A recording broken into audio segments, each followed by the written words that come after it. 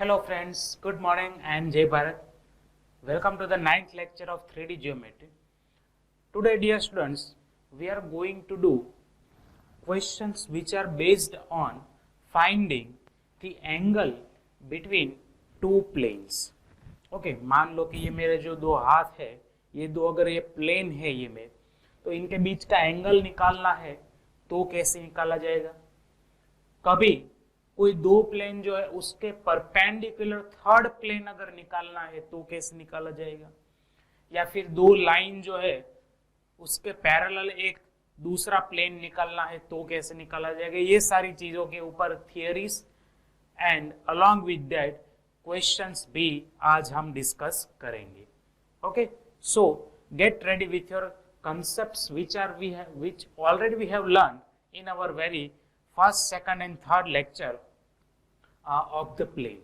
Okay, तो Monday, Tuesday और Wednesday के जो लेक्चर्स थे उसमें जो क्वेश्चंस किए या फिर जो थियरीज की उसको अच्छे से याद करके आज का लेक्चर जो है हम स्टार्ट करते हैं। ठीक है, तो देखो पहला क्वेश्चन, जो पहला कंसेप्ट जो हम स्टडी करने वाले हैं वो ये है कि how can we find the angles between two planes.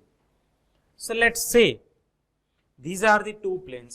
ये जो थोड़ा जो ये आपको ग्रीन टाइप का दिख रहा है वो मैंने बोल दिया कि मान लो पाई 1 प्लेन है मेरा और दूसरा मेरा प्लेन है पाई 2। ओके, अब मान लेते हैं कि दोनों के बीच का ये एंगल है, ये थीटा है। आपको इस प्लेन्स को इमेजिन कैसे करना है, कुछ इस तरह से इमेजिन करना है। समझ में आ रहा है? कुछ इस तरह से आपको इमेजिन करना है। ये पाई 1 प्लेन है, ये वाला पाई 2 प्लेन है, something they are like this. Getting it? अगर आप 3D इमेजिन नहीं कर पाओगे, ठीक है, तो उसका सॉल्यूशन मैंने दिया है कि आपको ऑलरेडी 3D फिगर बना के, अब इसमें आपको एटलीस्ट थोड़ा समझना पड़ेगा। अब देखते हैं, देखो ये मान लेते हैं पाई 1 प्लेन का नॉर्मल वेक्टर है वेक्टर n1, ये नॉर्मल वेक्टर है वेक्टर n1, और ये पाई 2 का नॉर्मल वेक्टर है वेक्टर n2। ऑलराइट, अब प्लेन के बीच का एंगल कोई थीटा है तो उसका यूज करके हम मतलब नॉर्मल्स के बीच का एंगल निकाल सकते हैं, या फिर कैसे उसको निकाला जाता है उसको ऊपर डिस्कस करते हैं। ठीक है, देखो अब ये जो फिगर है इसको थोड़ा प्लेनर फिगर में कन्वर्ट करके देखते हैं। देखो मान लो कि ये दो आपके प्लेन्स का साइड आपको दिख रहा है जिसके बीच का एंगल ऑब्वियसली थीटा है। अब ये पहले प्लेन का नॉर्मल है, ये दूसरे प्लेन का नॉर्मल है, यहाँ पर ये 90 डिग्री है, यहाँ पर ये भी 90 डिग्री है। मेरे साथ एग्री है सब लोग? ओके, अब हुआ क्या, देखो ये 90 डिग्री तो ऑब्वियसली ये भी तो 90 डिग्री होगा। तो ये ट्राइंगल कंसीडर करो, ये आपका n1, ये आपका n2 है, ये आपका है n1। ठीक है, इस ट्राइंगल को कंसीडर करो तो ये वाला जो एंगल यहाँ पर बनेगा वो 90 माइनस थीटा बनेगा क्या? ठीक है, ये 90 है तो ये बीच का जो भी एंगल बच रहा है वो एंगल कितना होगा? थीटा होगा। तो वो एंगल एक्चुअली किसके बीच में है? समझो, बातों को समझो यहाँ पर। तो वो एंगल एक्चुअली किसके बीच में बन रहा है? Vector n1 and vector n2 के बीच में बन रहा है। So this is the basic concept here, that if you just want to find angle between two planes, only thing you need to find is angle between their normal vectors. Okay, इसको note करो। Angle between two planes is defined as the angle between their respective normal vectors. Alright, इस figure को note कर लो। Okay, मुझे इसकी जरूरत अभी नहीं है तो मैं उसको मिटा देता हूं और नोट कर देता हूं कि angle between two planes is defined as angle between their normal vectors. तो अब वेक्टर्स के बीच का एंगल निकालना कोई बड़ी बात नहीं है। ठीक है, तो मतलब हम क्या करेंगे कि भाई cos थीटा इक्वल टू कर लेंगे vector n1 dot vector n2। उसके डिनोमिनेटर में क्या चला जाएगा, modulus of vector n1 into modulus of vector n2. So this is the key formula to find out the angle between vectors, planes. Clear ये चीज? Okay, यहाँ से theta निकलना कोई मतलब रॉकेट साइंस नहीं है, नॉर्मल सी चीज है, कॉस इनवर्स ले लेंगे दोनों साइड, काम खत्म हो जाएगा अपना. So got it? This is how we can find the angle between two planes. Okay, let's start the question based on that. Simple से क्वेश्चन है अपने पास, सिंपल ही पूछते हैं, उसमें ज्यादा कोई हार्ड नहीं पूछते. सिंपल सी चीज है, find the angle between this two planes. Okay, तो हम क्या कर देंगे, पहले प्लेन को बोल देंगे चलो पाई 1, वो क्या है, vector r bar dot 2i minus j plus k equal to 6 and plane pi 2 है vector r dot i plus j plus 2k equal to 5. Okay, plane 1 के ऊपर से उसका नॉर्मल वेक्टर हमें मिल जाएगा 2 माइनस 1 1 एंड प्लेन 2 के ऊपर से नॉर्मल वेक्टर मिलेगा 1 1 2. Isn't it? Okay, let angle between planes is theta. let angle theta है तो cos theta हो जाएगा n1 vector dot vector n2 divided by modulus of vector n1 into modulus of vector n2. okay, you just need to substitute the values. over here it is 2 minus 1 plus 1 dot 1 1 2 divided by magnitude होगा पहले का 4 plus 1 plus 1 यानी कि √6, दूसरे का भी √6. ऊपर product क्या होगा, 2 माइनस 1 प्लस 2, 2 माइनस 1 प्लस 2, नीचे हो जाएगा 6, तो ऊपर हुआ 4 माइनस 1 3/6 यानी कि 1/2. कॉस थीटा आ गया 1/2, यहाँ पर नोट कर लेते हैं, कॉस थीटा आ गया 1/2 यानी कि थीटा हुआ कॉस इनवर्स 1/2 विच इज 5/3. तो angle between plane is 5/3 radian और 60 degree. Quite and simple question.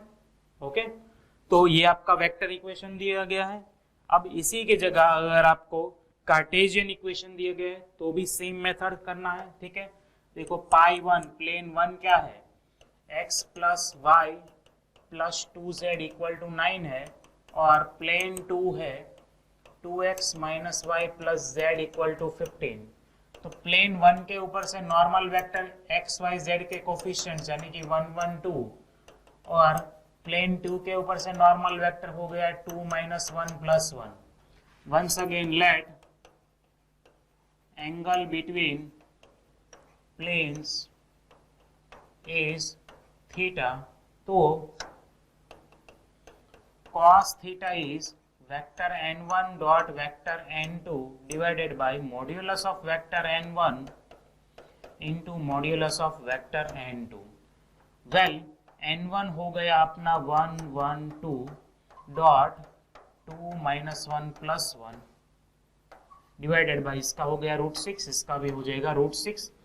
Product easy है, 2 माइनस 1 प्लस 2, 2 माइनस 1 प्लस 2/6 यानी कि वंस अगेन 3/6 यानी कि 1/2. तो कॉस थीटा फिर से आ गया 1/2 यानी कि थीटा हो जाएगा π/3 रेडियन.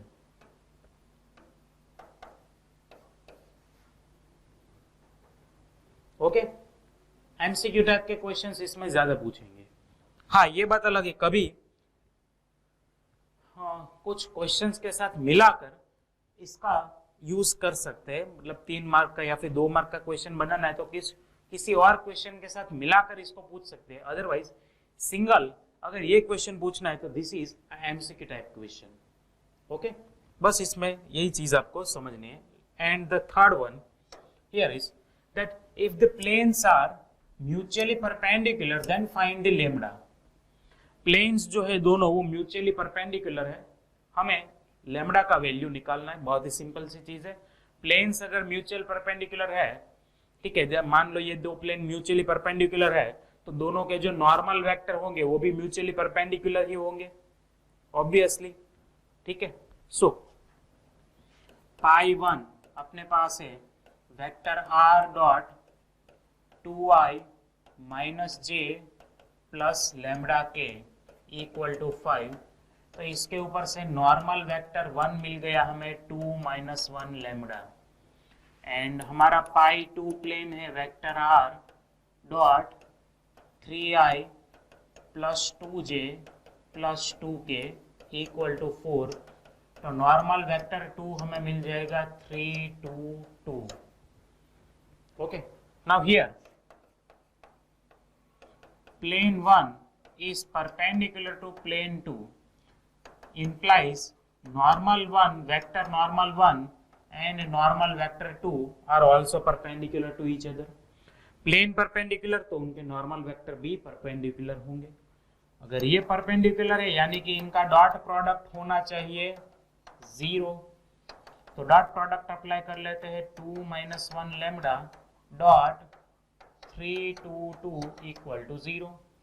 तो ये कितना हो गया 6 minus 2 plus 2 lambda equal to 0। ये 4 प्लस 2 लैम्बडा इक्वल टू 0। तो लैम्बडा का वैल्यू हो जाएगा -2।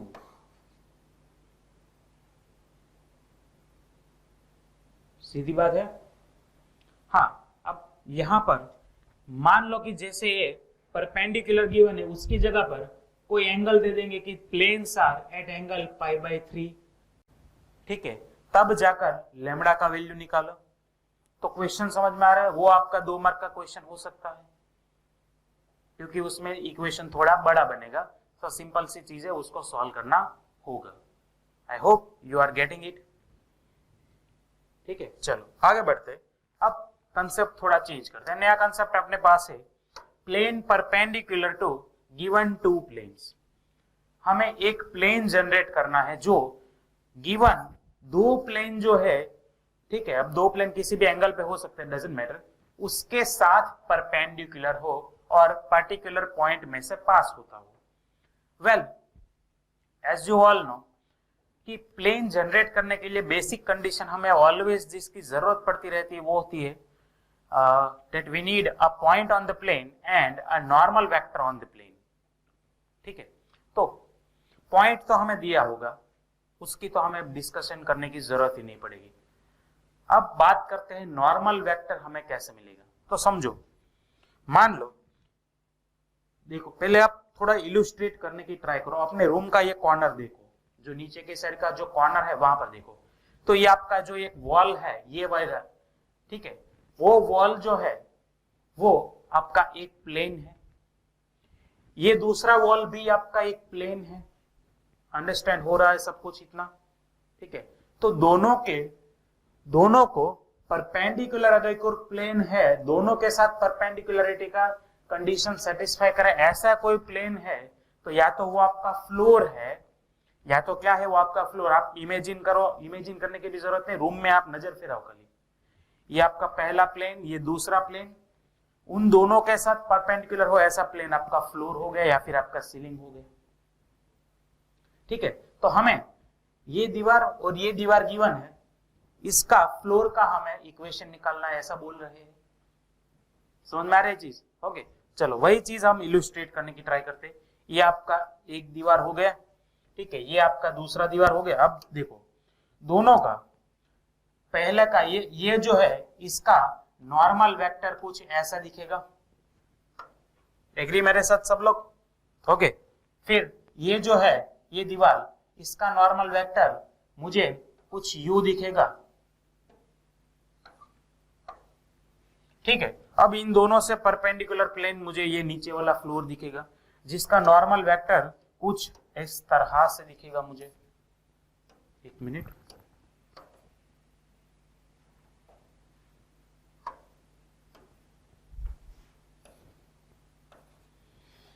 इमेजिन हो रहा है सबको? ठीक है, तो ये जो तीसरा हमें मिला, देखो ये 2 प्लेन के 2 नॉर्मल वेक्टर्स, उसका परपेंडिकुलर है तीसरा नॉर्मल वेक्टर। तो फंडामेंटल क्या बना? फंडामेंटल सोचो क्या बना कि आपको रिजल्टेंट जो वेक्टर चाहिए वो दोनों के नॉर्मल वेक्टर से परपेंडिकुलर होना चाहिए। और वो कब मिलता है? जब हम क्रॉस प्रोडक्ट का यूज करते हैं तब मिलता है अलजेब्रा के अकॉर्डिंग। ठीक है, तो मान लो कि ये आपका वेक्टर है वेक्टर n1, ये आपका वेक्टर है वेक्टर n2। तो ये रिजल्टेंट वेक्टर जो n है वो एक्चुअली क्या है? n1 और n2 का क्रॉस प्रोडक्ट होगा, क्योंकि ये दोनों वेक्टर से वो परपेंडिकुलर होना चाहिए। This is the condition.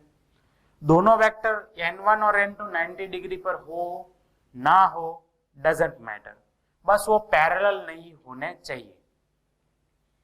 Conditions समझो, उसको नोट करो, जो मैं बोलता हूं वो भी, जो लिखता हूं वो भी, कि दोनों वेक्टर n1 और n2 जो है वो पैरेलल नहीं होने चाहिए। बस इतनी कंडीशन अगर फॉलो होती है तो उन दोनों से म्यूचुअली परपेंडिकुलर आपको वेक्टर ऑलवेज मिलेगा, जो आपके लिए प्लेन जनरेट करेगा।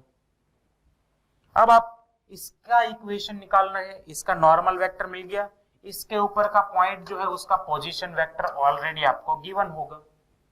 ठीक है, तो काम बन जाएगा आपका। ओके, चलो इसी चीज को आप प्रॉपरली इलिस्ट्रेट करते हैं विथ राइटिंग।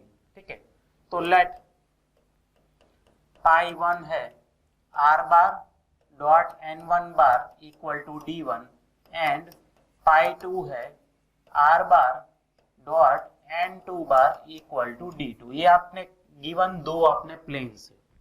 नाउ रिक्वायर्ड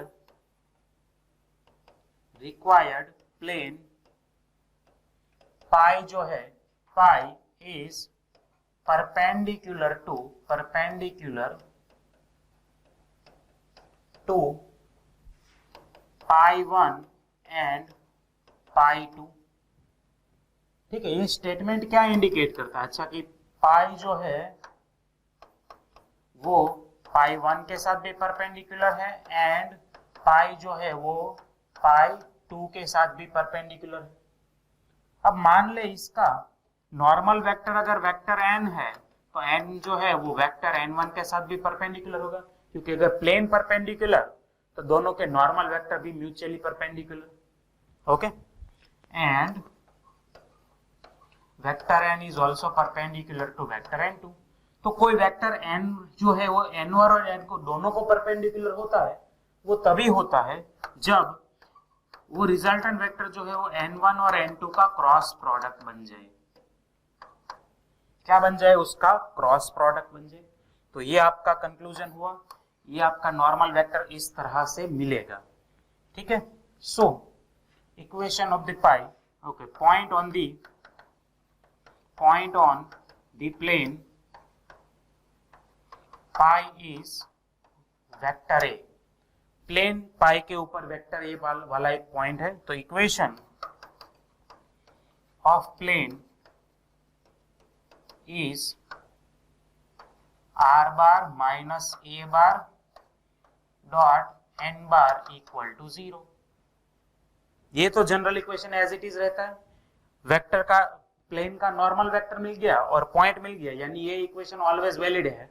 और नॉर्मल वेक्टर कैसे फाइंड करना है ये ज्यादा ढूंढना जरूरी है। ओके, सो आई होप ये चीज आपको समझ में आ गई। चीजों को अच्छे से नोट करो। ठीक है, स्क्रीनशॉट चाहे तो ले लो, लेकिन इसको बार बार रिपीट करते रहो ताकि कंसेप्ट आपके दिमाग में अच्छे से बैठ जाए। नाउ एज कंसेप्ट अगर आपके दिमाग में बैठ गया तो let's try doing the question. तो पहला क्वेश्चन है कि find the equation of plane passing through 1 1 minus 1। इस पॉइंट में से पास होता है। अच्छा, ओके, तो plane passes through a bar that is equal to 1 1 minus 1, okay, and perpendicular to these two planes, okay, and perpendicular to pi 1 which is x plus 2y plus 3z equal to 7, minus 7 को उस side ले लिया, and pi 2 which is 2x minus 3y plus 4z equal to 0। एक और चीज मैं बताना भूल गया कि अगर आपका प्लेन जो है ax plus by plus cz equal to 0 format में गिवन है, यानी कि कोई कांस्टेंट वैल्यू जो है वो 0 है, तो जैसे लाइन जो होती वो ax plus by equal to 0 line always origin में से पास होती थी ना, सिमिलर वे यहां पर भी अगर ये 0 है तो आपका जो प्लेन है वो ओरिजिन में से पास होता होगा ऑलवेज। ठीक है, ये वो वहां पे जो कॉमन प्रॉपर्टी थी, वहां पे जो प्रॉपर्टी थी वो यहां पर भी कैरी फॉरवर्ड होगी, क्योंकि प्लेन जो है वो एक्चुअली 2 डायमेंशन में क्या दिखता है, हमें लाइन दिखता है। Okay, so that's why. चलो ये नोट कर लेना। ओके, अब इसकी बात करते हैं। तो प्लेन 1 जो है उसके ऊपर से उसका नॉर्मल वेक्टर क्या मिल जाएगा, हमें 1 2 3 मिल जाएगा, और प्लेन 2 का नॉर्मल वेक्टर हमें मिल जाएगा 2 minus 3 4। Okay, so here vector n जो होगा वो n1 और n2 का क्रॉस प्रोडक्ट होगा। क्रॉस प्रोडक्ट सॉल्व करना अब तो सबको ऑलरेडी आता है। वेक्टर i j k के साथ आएगा 1 2 3। ये अगर उलट सुलट हो गया कोई दिक्कत नहीं है, चलता है, क्योंकि उससे क्या फर्क पड़ेगा, सिर्फ डायरेक्शन ऊपर जाता होगा उसकी जगह नीचे चला जाएगा। डायरेक्शन मैटर नहीं करता, परपेंडिकुलरिटी जो है वो ज्यादा मैटर करती है। ओके, एंड यहां पर आएगा 2 minus 3 4। Let's solve it. So ये हो जाएगा आई कैप के प्रोडक्ट में 8 प्लस 9 17 माइनस जे कैप के प्रोडक्ट में 4 माइनस 6 माइनस 2 और प्लस के कैप के प्रोडक्ट में माइनस 3 माइनस 4 माइनस 7। तो रिजल्टेंट आपको मिला 17 2 माइनस 7। ओके, वेक्टर n मिल गया। ओके, अब बनाते हैं equation of the plane. Equation of plane वो होता है r bar minus a bar dot n bar equal to 0, यानी कि r बार माइनस क्या है 1 1 माइनस 1। ओके, 1 1 माइनस 1 यानी कि i plus j minus k dot यहां पर क्या मिला 17 2 minus 7 17i plus 2j minus 7k equal to 0। ये आपका हो गया प्लेन का वेक्टर इक्वेशन। इसको आप चाहो तो कार्टेशियन इक्वेशन में कन्वर्ट करो, कोई दिक्कत नहीं है। अगर करना है तो इस तरह से होगा x minus 1 y minus 1 z plus 1 dot 17 2 minus 7 equal to 0, यानी कि ये हो जाएगा 17x minus 17 plus 2y minus 2 and minus 7z minus 7 equal to 0। तो मिलेगा 17x plus 2y minus 7z। Okay, और ये हो गया 19 और 7 यानी कि माइनस 26 इक्वल टू 0। ओके, ये कार्टेशियन इक्वेशन, ये आपका वेक्टर इक्वेशन प्लेन का। तो I hope after understanding theory clearly this questions are not so hard for you, और ऐसे ही क्वेश्चंस आपको पूछते हैं बोर्ड्स में। ठीक है, चलो एक और क्वेश्चन इसके ऊपर कर लेते हैं। ओके, थोड़ा सा अच्छा क्वेश्चन थोड़ा सा यहाँ पर डिफर हो रहा है, लेकिन कंसेप्ट वही वाला होगा, मैं आपको श्योरिटी देता हूं। देखो क्या है, find the equation of the plane जो इन दोनों पॉइंट में से पास होता है, दोनों पॉइंट में से पास होता है, एंड इस वाले प्लेन को परपेंडिकुलर है।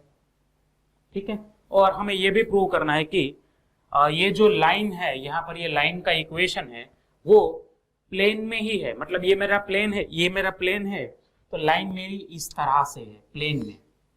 समझ में आ रहा है, इस तरह से लाइन है प्लेन में, पूरी की पूरी प्लेन में है, ये मुझे प्रूव करना है। चलो, तो सबसे पहले थोड़ा सा फिगर के ऊपर चलते हैं ताकि हमें इमेजिनेशन में कुछ ज्यादा दिक्कत ना हो। मान लेते हैं ये आपका रिक्वायर्ड प्लेन है, ब्लैक कलर का आपका रिक्वायर्ड प्लेन है, और जो ब्लू कलर से मैं बनाता हूं वो आपका कोई गिवन प्लेन है। ठीक है,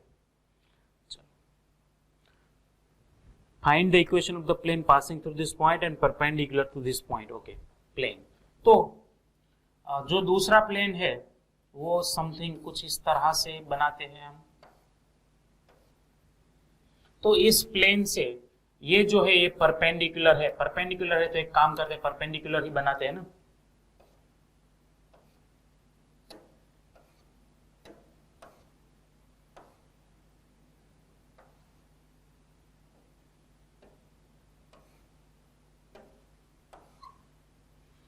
ओके, तो यहां पर दोनों के बीच का एंगल जो है वो 90 डिग्री है।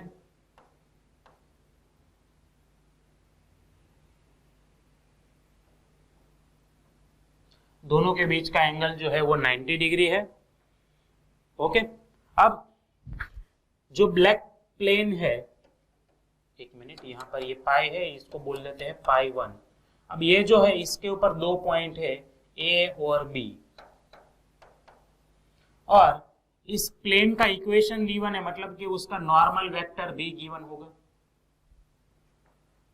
नॉर्मल वेक्टर भी उसका क्या होगा, गिवन होगा। तो बेसिकली यहां पर बच्चों हुआ क्या होगा समझना, कंडीशन आपका क्या जनरेट हो रहा है कि ये एक वेक्टर ए बी है और ये एक वेक्टर है n1। ठीक है, इन दोनों से परपेंडिकुलर हमें हमारा वेक्टर चाहिए होगा। हमारा वेक्टर जो चाहिए होगा वो कैसा होगा, इन दोनों से परपेंडिकुलर। यहां पर भी 90 डिग्री बनाएगा, यहां पर भी 90 डिग्री बनाएगा। इस चीज को आपको इमेजिन करने की जरूरत पड़ेगी सामने की साइड से।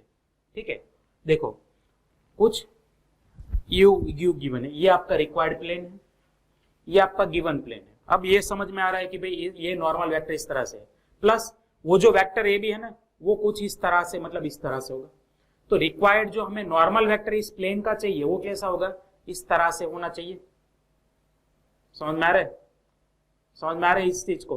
ओके, तो उसके लिए बेसिक कंसेप्ट क्या बनता है कि भाई वेक्टर ए बी और वेक्टर n1 दोनों से परपेंडिकुलर वेक्टर हो, यानी कि उनका क्रॉस प्रोडक्ट बनेगा वो। समझ में आई, वेक्टर ए बी से भी परपेंडिकुलर क्योंकि वो प्लेन में है वेक्टर, और इस वेक्टर n1 से भी परपेंडिकुलर चाहिए, यानी कि वो दोनों का क्रॉस प्रोडक्ट भी हो सकता है। ओके, सो हियर गिवन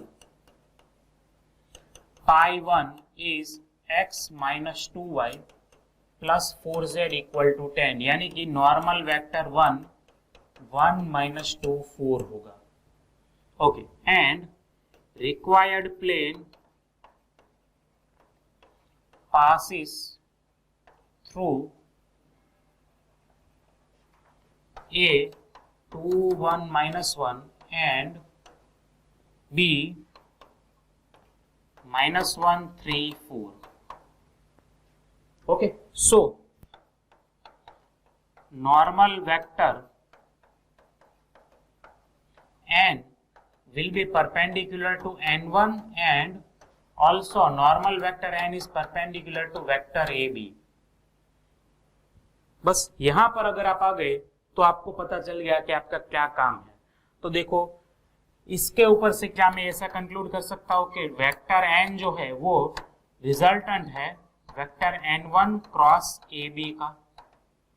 ये समझ में आया, ये रिजल्टेंट है n1 क्रॉस ab का। Once you get this thing question is done. बस यहाँ पर रिजल्टेंट वेक्टर निकाल दो i j k।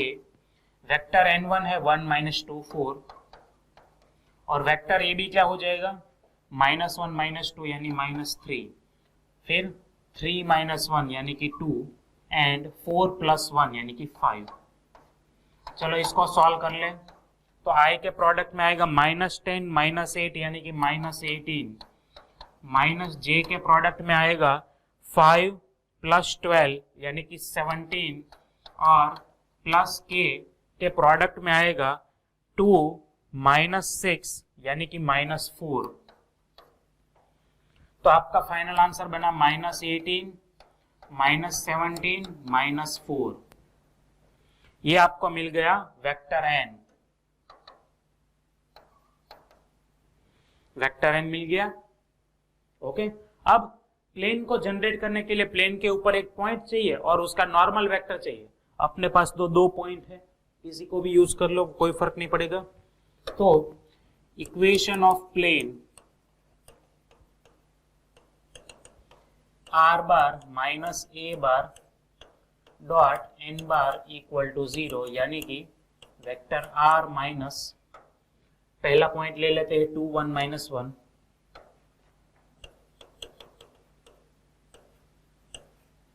डॉट ये हमें क्या मिला, -18, -17 एंड -4।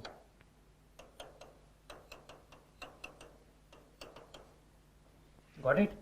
और इसको बोल सकते हैं वेक्टर इक्वेशन कार्टेशियन बनाना है तो x -2 y -1 z +1 dot -18 -17 -4 equal to 0। तो माइनस तो कॉमन निकल के 0 के साथ चला जाएगा, तो उसकी जरूरत नहीं है। 18 मल्टीप्लाई बाय x -2 मतलब कि होगा 18x -36 plus 17y -17 plus 4z plus 4 equal to 0। Minus अगर लिया होता तो सबका साइन चेंज होगा और फिर से माइनस कॉमन लेने पर वो 0 के डिनोमिनेटर में चला जाएगा, तो उसको पहले निकाल दिया मैंने। और ये फाइनली क्या बना, देखो 18x plus 17y plus 4z। Okay, -17 और +4 यानी कि -13 और -36 यानी कि हो जाएगा -49 equal to 0। This is the Cartesian equation of plane. Alright, and here is vector equation of plane। चलो, कॉन्सेप्ट समझ में आ रहा है क्वेश्चन का, ये अलॉन्ग विथ फिगर समझ में आ रहा है। ओके, तो इस तरह से इसको फाइंड करना है। ये चीज अगर आपको क्वेश्चन के ऊपर से पता चलती है तभी ये क्वेश्चन सॉल्व होगा, बाकी दूसरा कुछ लॉजिक नहीं है इसमें। आगे बढ़ते हैं नेक्स्ट क्वेश्चन में। तो नेक्स्ट क्वेश्चन जो है क्या बोल रहे हैं कि find the equation of the plane intercept 3 on y axis and parallel to ZOX। Plane का इक्वेशन निकालना जिसका y एक्सिस का इंटरसेप्ट 3 है, y एक्सिस का इंटरसेप्ट कितना है, 3 है, एंड वो ZOX के पैरेलल है। तो देखो क्या ऐसा फिगर बनेगा क्या। देखो ये मान लो कि x एक्सिस है, ठीक है, ये y एक्सिस है, ये z एक्सिस है। तो क्या बोल रहे हैं कि y इंटरसेप्ट 3 है, यानी कि यहां से ये जो है ये 3 है, डिस्टेंस कितना है, 3 है, प्लस ये प्लेन जो है वो पैरेलल है ZOX के, यानी कि इसके पैरेलल है। ये जो प्लेन दिख रहा है यहां पर, इसके क्या है, वो पैरेलल है। ठीक है, तो इसका इक्वेशन जनरेट करना है। अब देखो इंटरसेप्ट अगर गिवन है तो उसके ऊपर से प्लेन के ऊपर का पॉइंट मिलेगा क्या। तो ये पॉइंट जो है यहां पर, ये वाला पॉइंट, वो पॉइंट क्या है, वो y एक्सिस के ऊपर का पॉइंट है, तो उसके कोऑर्डिनेट्स होंगे 0 3 0। एग्री। और नॉर्मल वेक्टर कौन होगा, प्लेन के साथ 90 डिग्री कौन बनाता है, y एक्सिस बनाता है ना, समझ में आ रहा है। तो प्लेन के साथ नॉर्मल कौन बनाता है, y एक्सिस। y एक्सिस का यूनिट वेक्टर क्या है, j कैप। तो हो गया काम। ओके, चलो बनाते हैं फिर।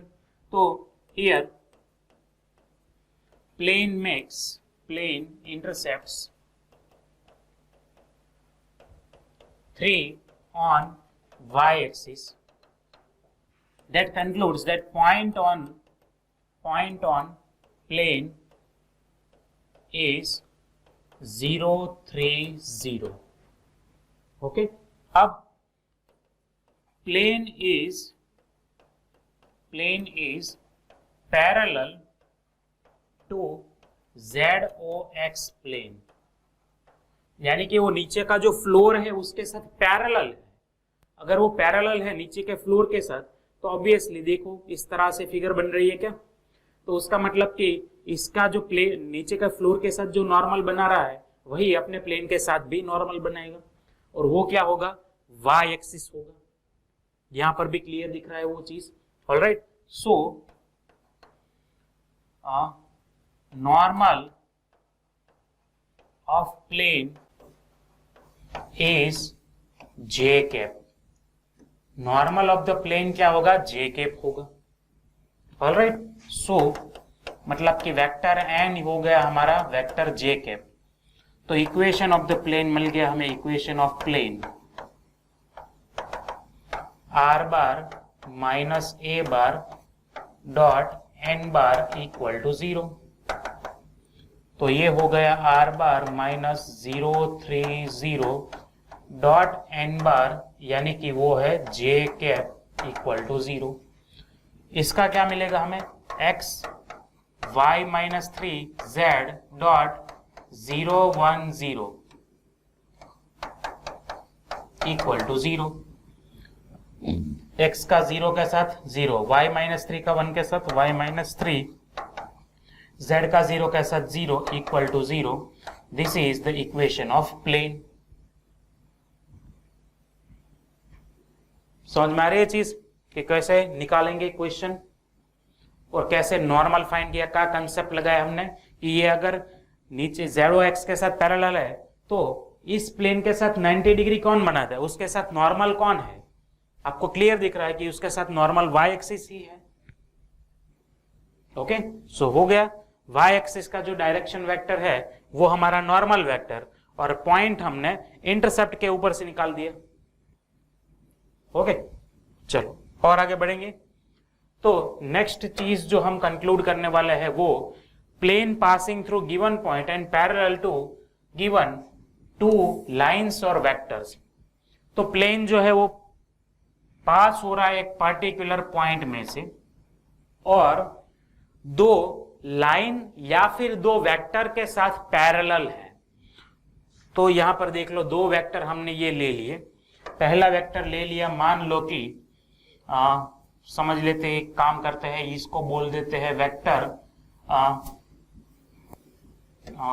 वेक्टर x और इसको बोल देते हैं वेक्टर y। तो ये जो प्लेन है, इन दोनों वेक्टर का जो प्लेन है उसके साथ वो पैरेलल है। क्या है, उसके साथ वो पैरेलल है, ठीक है, एंड इस पॉइंट में से पास होता है। तो कंडीशन आपकी कुछ यूं दिख रही है, देखो समझना, ये प्लेन है, ठीक है। अब दो वेक्टर जो है x और y वो इसके साथ इस तरह से पैरेलल है, ठीक है, मतलब इसका प्लेन जो है वो पैरेलल है इस वाले प्लेन के साथ। तब जाकर अगर हमें नॉर्म प्लेन का इक्वेशन निकालना है तो देखो पॉइंट तो है, नॉर्मल वेक्टर की जरूरत पड़ेगी।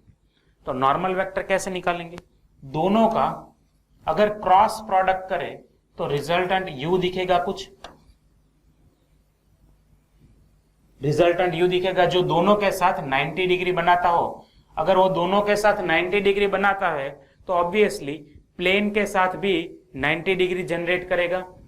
ओके, मतलब अपना काम हो गया, प्लेन के साथ भी वो 90 डिग्री ही जनरेट करेगा, यानी कि वेक्टर n जो होगा वो क्या हो जाएगा, actually x bar cross y bar हो जाएगा। Once you get the normal vector everything else can be done easily. Okay, so इस चीज को अच्छे से नोट करते हैं। Let required plane is parallel to x bar and y bar। required plane x bar और y bar के साथ पैरेलल है, and it is passing through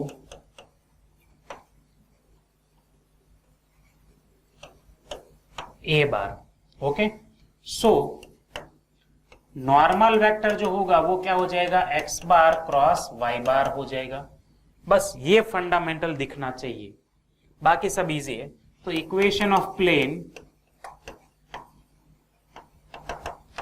हो जाएगा simply r bar minus a bar dot n bar equal to 0। Alright, अब यहां पर कभी अगर ऑप्शन जो है ऑप्शंस वहां पर कुछ इस तरह से आपको दिया जाए तो हो सकता है। और इस चीज को अगर आप ध्यान से देखो तो ये बेसिकली है क्या, ये चीज क्या है, कुछ इस तरह से सोच सकते हैं कि अच्छा ये तो बॉक्स प्रोडक्ट है, a bar dot b bar cross c bar. तो बॉक्स प्रोडक्ट यानी कि क्या दिखेगा, r bar minus A bar x bar y bar equal to 0। ये भी इक्वेशन ऑफ प्लेन बन गया, ये भी इक्वेशन ऑफ प्लेन बन गया। और बॉक्स प्रोडक्ट का एज ए डिटर्मिनेंट भी सेपरेट करें तो पहला कुछ इस तरह से दिखेगा और माइनस दूसरा आएगा, उसको अपोजिट साइड ले जाओ तो ये कुछ इस तरह से दिखेगा। This is also equation of plane. क्या किया मैंने, सेपरेट किया और माइनस वाला था ना तो उसको अपोजिट साइड ले लिया प्लस बना के, ठीक है। So this all three are equation of the plane which is parallel to x bar and y bar passing through a bar. अब एक्स बार और वाई बार वेक्टर है, उसकी जगह लाइन भी बना सकते हैं। तो लाइन में किसका यूज करेंगे, लाइन के डायरेक्शन वेक्टर का यूज करेंगे। क्लियर है ये चीज, वैसे क्वेश्चन करने वाले, थियरी में सिर्फ मैंने वेक्टर इंक्लूड किया है। ओके, तो ये चीज समझ में आ गई। यहां से आगे बढ़ते हैं इसके क्वेश्चंस के ऊपर। Alright, so here is question, plane passing through 1 minus 1 0 parallel to these two vectors। simple सी चीज, simple straightforward question, plane passes through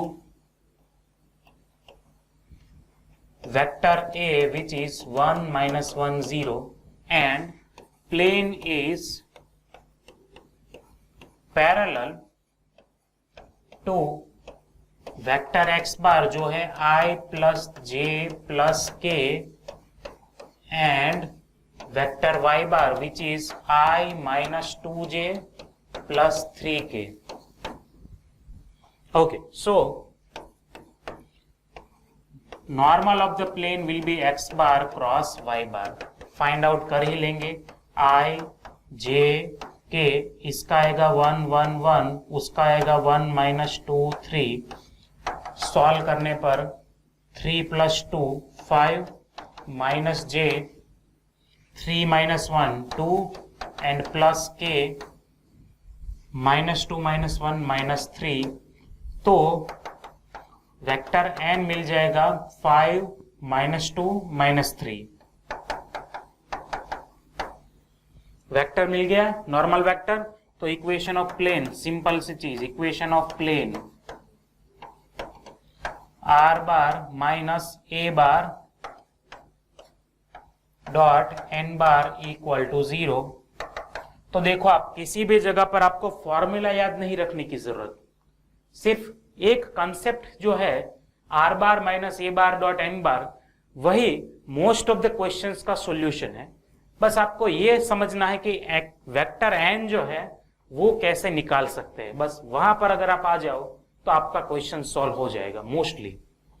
okay, so that's why I prefer to understand concept rather than remembering all the formula. Okay, क्योंकि सारे formula ना I don't think कि मुझे भी याद रहेगी, क्योंकि मैं भी ऑलमोस्ट वही करता हूं कि हर बार क्वेश्चन को अंडरस्टैंड करके उसके ऊपर से वेक्टर नॉर्मल जो है, नॉर्मल वेक्टर एन, उसको निकालने की कोशिश करता हूं, तो क्वेश्चन ऑटोमेटिक सॉल्व होते हैं। ओके, यहां पर सब्स्टिट्यूशन कर लेते हैं। Vector R minus vector A है 1 minus 1 0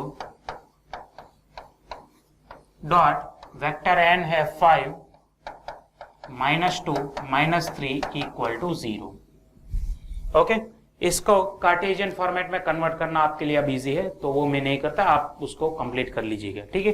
that's last thing is your vector equation, Cartesian equation you can do on your own. तो ये क्वेश्चन क्लियर, आगे बढ़ते हैं नेक्स्ट क्वेश्चन में। अब क्या है कि भाई वेक्टर प्लेन जो है वो इस पॉइंट में से 3j में से पास होता है एंड ये दोनों लाइन के जो प्लेन है उसके साथ पैरेलल है, दोनों लाइंस के साथ पैरेलल है, 3j में से पास होता है। सिंपल सा क्वेश्चन है, प्लेन passes through 3j, यानी कि vector a equal to 3j, उसको बोल सकते हैं इसे 0 3 0, and plane is parallel to lines L line, पहली लाइन है r bar is equal to 1 minus 4 2 plus lambda 1 0 2, और दूसरी line r bar is equal to 2 1 3 plus mu minus 2 minus 1 1। चलो दोनों जो लाइन है उसके ऊपर से उनके डायरेक्शन वेक्टर मिल जाएंगे हमें 1 0 2, और यहां पर डायरेक्शन वेक्टर होगा -2 -1 +1। Now it is very clear that so normal vector of plane, vector N जो होगा वो क्या होगा, दोनों के साथ परपेंडिकुलर होगा, तो दोनों का क्रॉस प्रोडक्ट उसका रिजल्टेंट मिलेगा हमें। ओके, इसको सॉल्व करेंगे। x और y की जगह lm लिया है, दूसरा कुछ नया नहीं है। Vector i j k 1 0 2 and -2 -1 +1, i के साथ आएगा 0 +2, माइनस j के साथ आएगा 1 +4 5, और k के साथ आएगा -1। तो रिजल्टेंट n मिल गया है हमें 2 -5 -1। वेक्टर n मिल गया। प्लेन कहां से पास होता है, 0 3 0 में से पास होता है। इक्वेशन बना सकते हैं आप तो खुद, r bar minus a bar dot n bar equal to 0 का यूज करके। ओके, सो इक्वेशन निकालना बाकी है, वो आप कर सकते हैं क्योंकि नॉर्मल वेक्टर मैंने ऑलरेडी निकाल दिया है। आई होप कि दोनों टाइप के क्वेश्चंस आपको समझ में आ रहे हैं, वेक्टर गिवन हो तब भी और लाइंस के साथ पैरेलल हो तब भी। ओके, अब इसमें करते क्या है, नया क्वेश्चन बनाने के लिए बस ये तीन चीजों को चेंज कर देते हैं तो क्वेश्चन अपने आप बदल गया ना, नया बन गया थोड़ा सा। ओके, आगे बढ़ेंगे। तो नेक्स्ट क्या है अपने पास, alright, find the equation of the plane passing through this point and parallel to this plane. अब क्या है, प्लेन निकालना है जो पॉइंट पर्टिकुलर गिवन है, पास कहां से होता है, प्लस वो इस प्लेन नए वाला प्लेन से क्या है, पैरेलल है। तो देखो ये गिवन प्लेन है इक्वेशन वाला, और ये मुझे निकालना है, दोनों एक दूसरे से पैरेलल है। तो ये समझ में आ रहा है कि पहले का जो नॉर्मल वेक्टर होगा वही दूसरे का भी नॉर्मल वेक्टर ही होगा। समझ में आ रहा है, पहले का जो नॉर्मल वेक्टर है वही दूसरे का भी नॉर्मल वेक्टर होगा। तो दूसरे के ऊपर से नॉर्मल वेक्टर डायरेक्ट मिल गया और पॉइंट पर्टिकुलरली गिवन है, तो इक्वेशन भी जनरेट हो जाएगा। ओके, सो हियर π1 ये वाला बोल देते हैं, r bar dot 2y minus j plus 2k equal to 5। तो मतलब नॉर्मल वेक्टर 1 बन गया 2 -1 2। Now required plane π2 is parallel to π1 and passes through 1 1 1। तो अगर ये दोनों पैरेलल है तो वेक्टर n1 और वेक्टर n2 भी पैरेलल होंगे, ये दोनों भी पैरेलल होंगे। तो उसको मैं डायरेक्टली इक्वल भी लिख सकता हूँ, यानी कि मैं अगर ऐसा लिखूं तो π1 इज पैरेलल टू π2, तो मैं directly vector n1 equal to directly vector n2 लिख सकता हूँ, उसमें कोई दिक्कत नहीं है। क्यों लिख सकता हूँ, बिकॉज नॉर्मल वेक्टर का मैंने ऑलवेज अब तक बोला है, direction is the only thing that matters, magnitude doesn't matter. तो हमें नॉर्मल डायरेक्शन चाहिए, वो मिल जाएगी, बाकी मैग्नीट्यूड कुछ भी हो फर्क नहीं पड़ेगा। ओके, सो नॉर्मल वेक्टर 2 हो जाएगा फिर से 2 -1 2। Equation of equation of plane pi two वो हो जाएगा आर बार माइनस ए बार यानी कि 111 dot vector N equal to 0. This is your answer.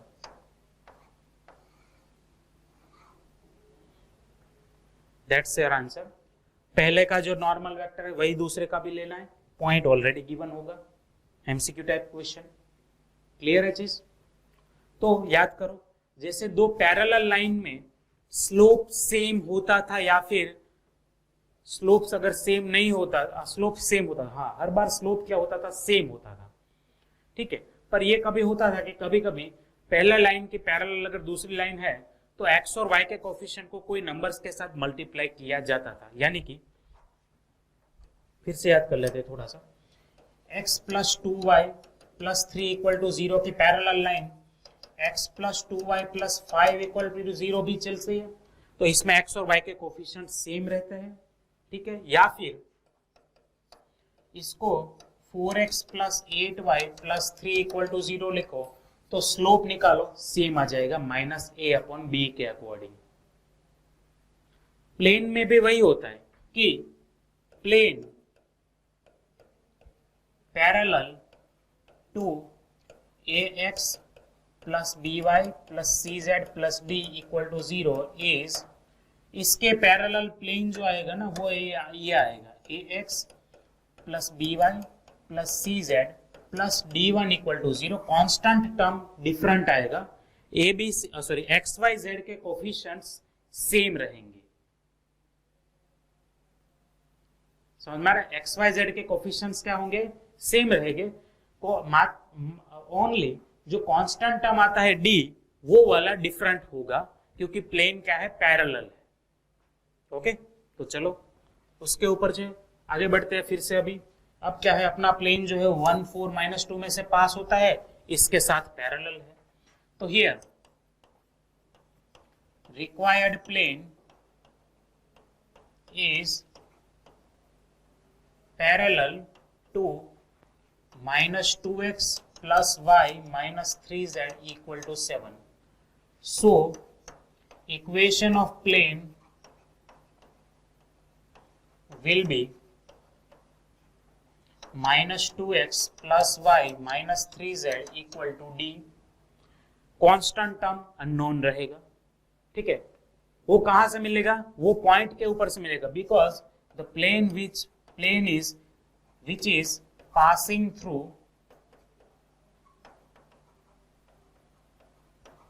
This point 1 4 minus 2. तो अगर ये प्लेन जो है इस पॉइंट में से पास होता है तो ऑब्वियसली ना पॉइंट प्लेन को सेटिस्फाई करेगा. ठीक है.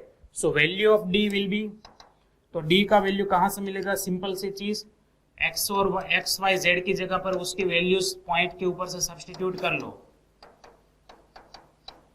तो डी का वैल्यू मिलेगा माइनस 2 प्लस 4 प्लस 6 यानी कि 10 माइनस 2 8 होगा. डी का वैल्यू आ गया 8. तो इक्वेशन ऑफ प्लेन वो क्या हो जाएगा, minus 2x plus Y minus 3z equal to D का वैल्यू 8 हो जाएगा. अब डी को चाहो तो लेफ्ट साइड भी ले सकते हो प्लस डी करके, सामने 0 रख दो, या फिर सामने की साइड डायरेक्टली डी ले लो, चलता है, डजंट मैटर. ओके. यहां पर समझो, यहां पर देखो प्लस के डी के फॉर्म में था, वहां पर मैंने इक्वल टू डी के फॉर्म में लिया. It actually doesn't matter. ये बात क्लियर है. आपने चलो मान लो लेफ्ट साइड लिया होता ना, तो इस केस में डी का वैल्यू आता है -8, जो फिर से अपोजिट साइड जाने पर +8 ही बनता है. इक्वेशन फाइनली सेम ही मिलता है. तो हो गया क्लियर ये चीज. ओके. आगे बढ़ते हैं. If there is any question remaining, I guess मेरे ख्याल से कोई रिमेनिंग है नहीं अभी. Yes. Well, all the questions we have done today so far. So I hope कि आपको अच्छा लगा होगा आज का लेक्चर, समझ में आए होंगे चीजें, क्वेश्चंस. अब काम आपका ये है कि आपको इसी टाइप के क्वेश्चंस जो आपको बुक में दिखेंगे वहां से सॉल्व करने हैं एज अ होमवर्क, ठीक है। क्योंकि वही अगर मैं टेक्स्ट बुक चाहूँ तो करा सकता हूँ, लेकिन प्रॉब्लम ये है कि some of you are not doing anything just out of the textbook, वो टेक्स्ट बुक के सिवा कुछ करते ही नहीं है। सो आई गेस मैं अलग कराता हूँ, आप टेक्स्ट बुक करो, प्रैक्टिस भी हो जाएगी, क्योंकि वैसे भी टेक्स्ट बुक के क्वेश्चंस आपके बोर्ड के एग्जाम्स में काफी पूछते हैं, तो वहां पर से आपको उसको सॉल्व करने के लिए आपको खुद सॉल्व करना पड़ेगा ही। ओके, सो वो चीज मैंने इस तरह से सोच के अलग क्वेश्चन में कराता हूँ, आप उसके ऊपर से टेक्स्ट बुक किया कीजिएगा। ओके, सो मिलता है नेक्स्ट टाइम, जहां पर और फर्दर कॉन्सेप्ट जो है, जैसे दो प्लेन के बीच का परपेंडिकुलर डिस्टेंस है, प्लेन और लाइन के बीच का परपेंडिकुलर डिस्टेंस है, angle between line and plane है, ठीक है, equation of the plane passing through intersection of the two plane है, वो सारी चीजें हम बात करेंगे। Okay, so see you then, goodbye and जय भारत।